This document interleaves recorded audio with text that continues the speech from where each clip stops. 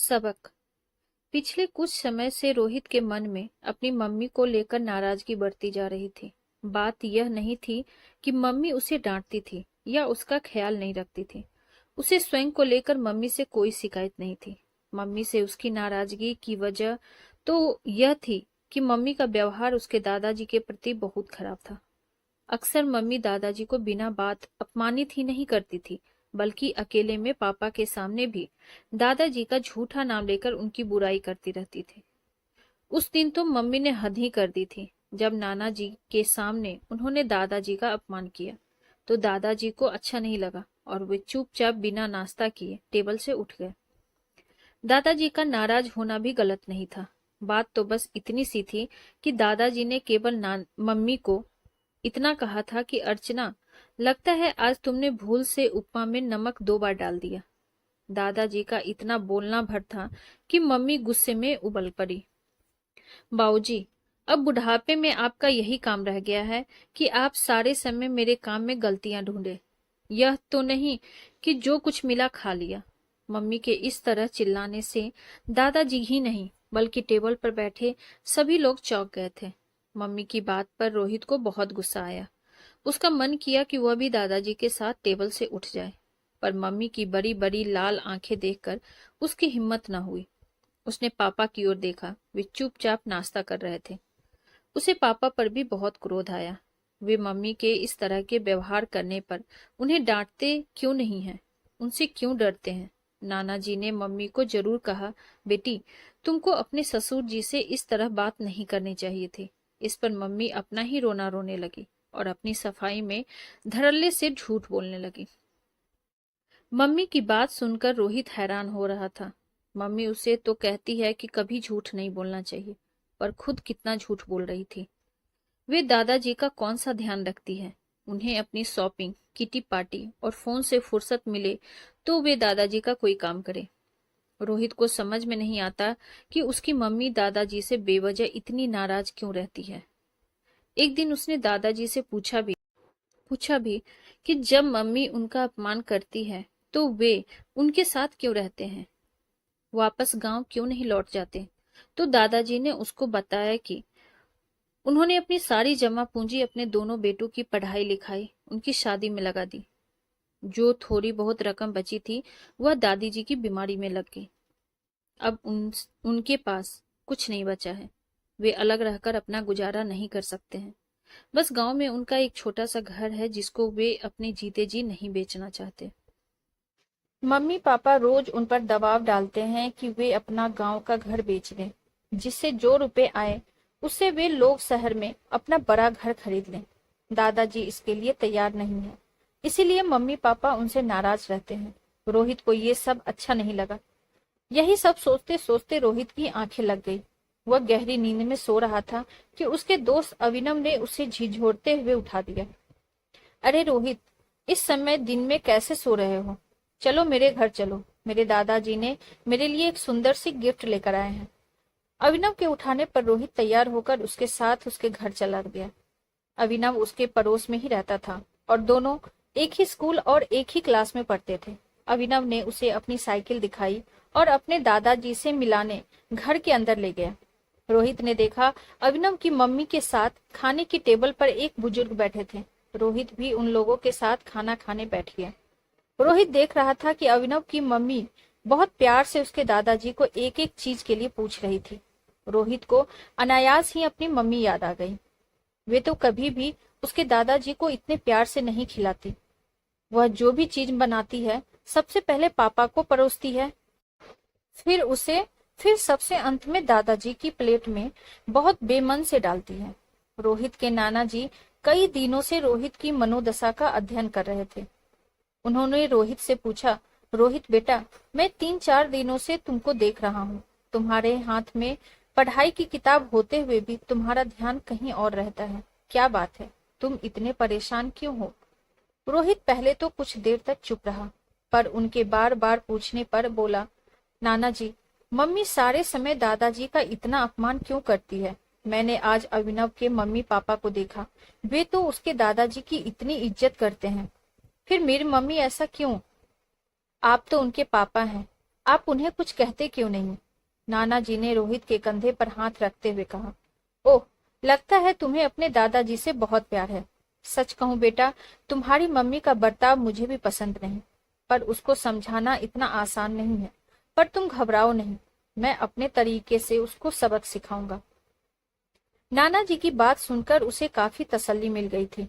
नाना जी 10 दिनों का प्रोग्राम बनाकर आए थे, पर 5-7 दिनों बाद ही उन्होंने वापस जाने का मन बना लिया। दामाद बेटी तथा रोहित ने उन्हें रोकने की बहुत कोशिश की, पर उन्होंने जरूरी काम का बहाना बनाकर उनकी बात अनसुनी कर दी। जाते जाते वे अपनी बेटी और रोहित को क्रिसमस की छुट्टियों में दिल्ली आने का न्योता दे गए थे। हालांकि रोहित के मम्मी पापा क्रिसमस की छुट्टियों में गोवा जाने का प्रोग्राम बना रहे थे, पर नाना जी के बहुत आग्रह करने पर उसकी मम्मी ने कुछ दिनों के लिए दिल्ली जाने का प्रोग्राम बना लिया। रोहित को लेकर अर्चना जब अपने पीहर गई तो उसे अपने घर का माहौल काफी बदला हुआ लगा। एक तो अपनी माँ की मृत्यु के बाद वह पहली बार पीहर गई थी, इसीलिए भी उनकी अनुपस्थिति में घर उसे बहुत सूना लग रहा था। फिर बाबूजी भी बहुत उदास और सुस्त लग रहे थे। अर्चना सोचने लगी, 2 महीने पूर्व जब बाबूजी उससे मिलकर गए थे तब तो इतने बुझे बुझे से नहीं थे। उसने बाबूजी से पूछा भी तो उन्होंने यह कहकर टाल दिया कि रिटायरमेंट के बाद अकेले बैठे समय काटना उनके लिए बहुत दुश्वार हो जाता है। बेटे बहुएं सब अपने अपने कामों में व्यस्त रहते हैं। दोनों भाइयों ने अपने दोनों बड़े बच्चों को हॉस्टल भेज दिया था। घर में दोनों के छोटे बच्चे रह गए थे। वे भी दिन भर अपने स्कूल ट्यूशन में व्यस्त रहते हैं। शाम को खेलने चले जाते हैं। रात को भी उनके पास केवल टीवी पर अपनी पसंद का कार्टून चैनल देखने आते हैं। उस पर भी अगर वे अपनी पसंद का कोई कार्यक्रम देखते होते हैं और उन्हें रिमोट पकड़ाने में 2-4 मिनट की देर हो जाती हो तो चिल्ला चिल्ला कर अपनी मम्मियों को बुला लेते हैं।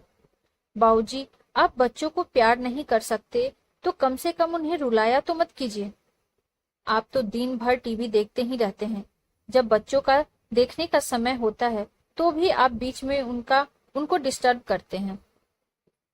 अर्चना ने देखा इस बार उसके भाइयों के रवैये में भी बहुत परिवर्तन हो गया था। रिटायरमेंट के पूर्व वे बाबूजी का जितना मान सम्मान करते थे वह सब तो समाप्त ही हो गया था। अब तो वे बात बात में बाबूजी को अवमानना करने में भी नहीं चूकते थे। उस दिन भी खाने की मेज पर जब सब बैठे थे तो बाबूजी की तबीयत ठीक नहीं होने के कारण खाना खाते समय निवाला उनके मुंह में न जाकर उनके कपड़ों पर गिर गया तो बड़े भैया का कितना मूड खराब हो गया था। वे झल्लाते हुए तुरंत बोल उठे, अमिता, बाबूजी को तुम अलग मेज पर बैठाकर खाना क्यों नहीं खिलाती? बार बार उनके मुंह से खाना गिरता रहता है। भोजन करने का मूड खराब हो जाता है। बस दूसरे ही दिन से बाबूजी को परिवार के सारे सदस्यों के साथ बैठने का जो एक मौका मिलता था वह भी बंद हो गया था। बाबूजी अपने ही कमरे में कैद से हो गए थे। बाबूजी पर हो रहे अन्यायों को देखते हुए भी अर्चना कुछ नहीं कर पा रही थी। उस दिन तो उन लोगों ने हद ही कर दी। जब उसके जाने के 2 दिन पूर्व उसके दोनों भाई भाभियों ने उसे अलग कमरे में बुलाकर बाबूजी की शिकायतों का एक लंबा चौड़ा पुलिंदा उसके सम्मुख खोल दिया था। बड़े भैया कह रहे थे कि बाबूजी अपनी 2 लाख की एफडी को तुड़वाकर उससे प्राप्त होने वाली धनराशि उन लोगों में क्यों नहीं बांट देते। इस उम्र में भी उनकी स्वार्थपरता को वे जी भरकर कोस रहे थे। उन्होंने जब उसे बताया कि वे बाबूजी को ओल्ड पीपल होम वृद्धाश्रम में रखने का मन बना रहे हैं तो उनकी बात सुनते ही वह क्रोध और आवेश से तिलमिला उठी। तो नौबत यहाँ तक पहुंच गई है कि अपने 2 बेटों और बेटी होने के बाद भी बाबूजी को इस उम्र में वृद्धाश्रम की शरण लेने को बाध्य होना पड़ेगा। रोहित पास ही बैठा था। जब उसने अपने मामा और मामी के बीच बहस होती देखी तो उनकी बातें सुनकर वो बहुत भोलेपन से पूछ बैठा, मम्मी, यह ओल्ड पीपल होम क्या होता है? अब क्या नाना जी वहीं रहेंगे? क्या मैं भी उनके साथ जा सकता हूँ? अर्चना ने उसे डांटते हुए कहा, जब बड़े बात करते हो तो छोटों को बीच में नहीं बोलना चाहिए। तुम जाओ, बाहर जाकर खेलो। रोहित के जाने के बाद उसने अपने भाइयों और भाभियों को संबोधित करते हुए कहा, जब से मैं यहाँ आई हूँ, बाबूजी के प्रति आप लोगों के व्यवहार को देखकर बहुत दुखी और क्षुब्ध हूँ। बाबूजी के तीन तीन बच्चों के होते हुए भी उन्हें अपने बुढ़ापे में वृद्धाश्रम की शरण लेनी पड़े। इससे अधिक शर्म की बात और क्या होगी। आप चिंता ना करें, मैं बाबूजी को अपने साथ ले जाऊंगी। पर हाँ, एक बात जरूर कहूंगी कि वाह भैया, जिन माता पिता ने इतने कष्टों से हमें पाल पोस कर बड़ा किया, उनको अपने जीवन की संध्या बेला में क्या हम सब इस तरह जलील और अपमानित करें। मैं परसों जा रही हूँ, बाबूजी का टिकट हम लोगों के साथ ही बनवा दो, मैं उन्हें अपने साथ ले जाऊंगी। कहती हुई वह गुस्से से बाहर निकल गई। रात को खाना खाने के बाद उसने जब अकेले में इस विषय पर बाबूजी से चर्चा की तो कुछ देर गंभीर रहकर सोचने के बाद वे बोले, बेटी, तुमने अभी जो कुछ भी मुझे बताया वह मेरे लिए कोई नई बात नहीं है। आज तो कमोबेश सभी जगह हम वृद्धों की ऐसी ही स्थिति है। ऐसे विरले ही मिलेंगे जिन्हें इस अवस्था में अपने बच्चों से अपेक्षित मान सम्मान मिलता है। आज के युग में यह हमारी नियति ही बन गई है कि हम अपनी शारीरिक वेदनाओं को भोगने के साथ साथ अपनी मानसिक परेशानियों को भी मुख भाव से झेलते रहें। कुछ देर रुकने के बाद वे पुनः बोले, तुमने तो इन लोगों द्वारा मुझे वृद्धाश्रम भेजने की बात शायद यह सोचकर मुझसे छिपाई कि मुझे इस बात से गहरा सदमा लगेगा।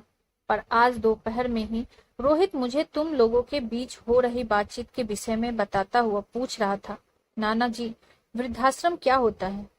मामा मामी आपको वहां भेजने की बात कर रहे थे, तो मम्मी उनसे झगड़ा क्यों कर रही थी?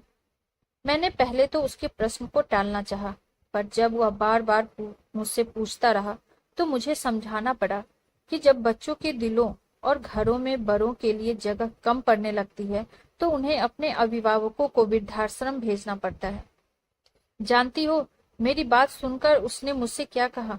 वह बोला, तब तो नाना जी आप अपने साथ मेरे दादाजी को भी क्यों नहीं ले जाते?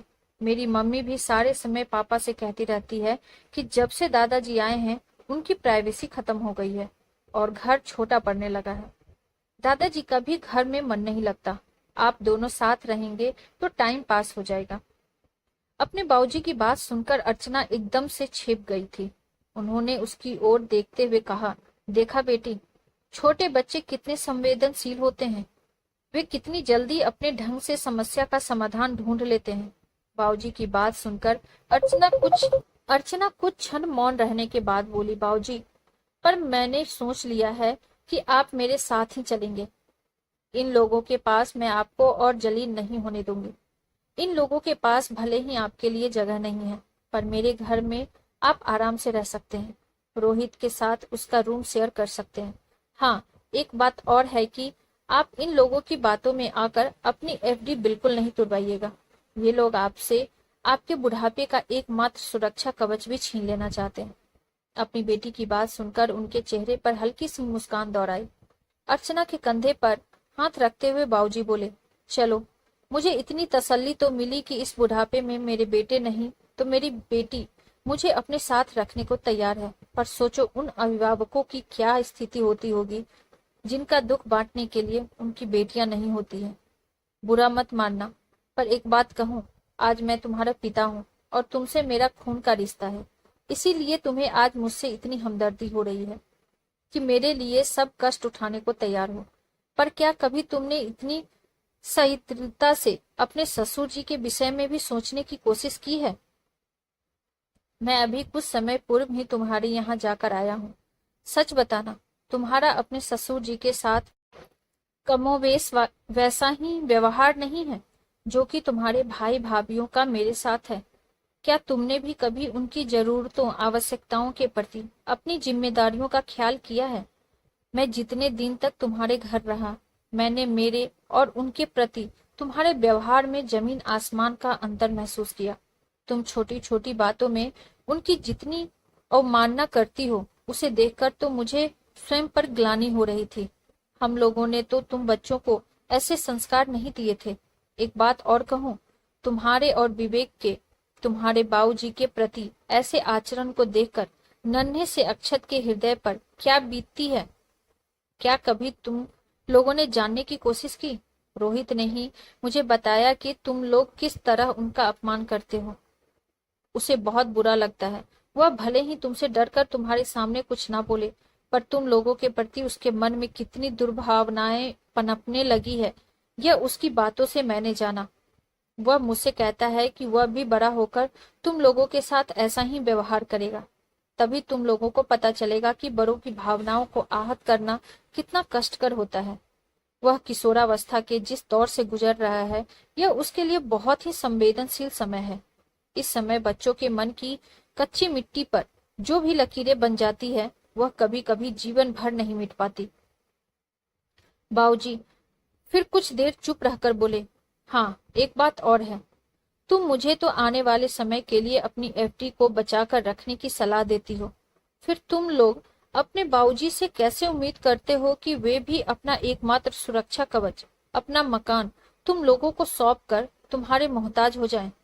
बस अंत में इतना ही कहूंगा कि काश तुम मेरे प्रति जितनी सहृदय और उदार हो, उसका अंश मात्र भी अपने ससुर जी के प्रति होती तो मुझे तुमसे कोई शिकायत नहीं होती। आज रोहित की बातों ने मुझे प्रेरित किया कि मैं तुम्हें अपने कर्तव्य का बोध कराऊं। अब मेरी बात मानो या ना मानो, तुम्हारी मर्जी।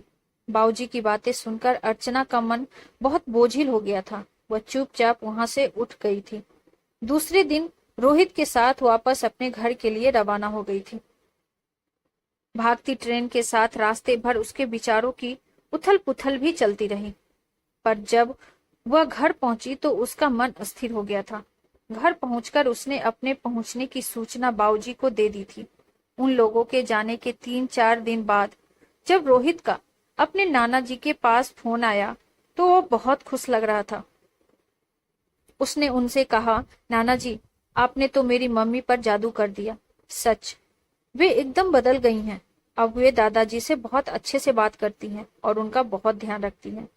आपको विश्वास नहीं हो तो दादाजी से ही बात कर लें। कहते हुए उसने फोन अपने दादाजी को पकड़ा दिया। दादाजी फोन पर केवल इतना ही बोल पाए, हरदयाल जी, आपने तो मेरी बहू को मेरी बेटी बनाकर भेज दिया। किन शब्दों में आपका आभार व्यक्त करूं? कहते कहते उनकी आवाज भर्रा गई थी। हरदयाल जी की आंखें भी नम हो गई थी। अपनी योजना को सफलतापूर्वक क्रियान्वित होते देखकर उन्हें गहरा संतोष मिला था। उन्होंने तुरंत अपने बेटों और बहुओं को बुलाया और उन्हें धन्यवाद देते हुए कहा, बच्चों, चलो, तुम लोगों के सहयोग से अपने ड्रामा का सुखद अंत देखकर मुझे बहुत खुशी हो रही है। तुम चारों की सहायता के बिना भला मैं अपनी बेटी को बाबूजी की बात सुनकर। सभी के चेहरे पर हर्ष और संतोष की लहर दौड़ गई। कहानी अच्छी लगी हो तो वीडियो को लाइक, शेयर और चैनल पर नए हैं तो सब्सक्राइब करना ना भूलें। Thank you.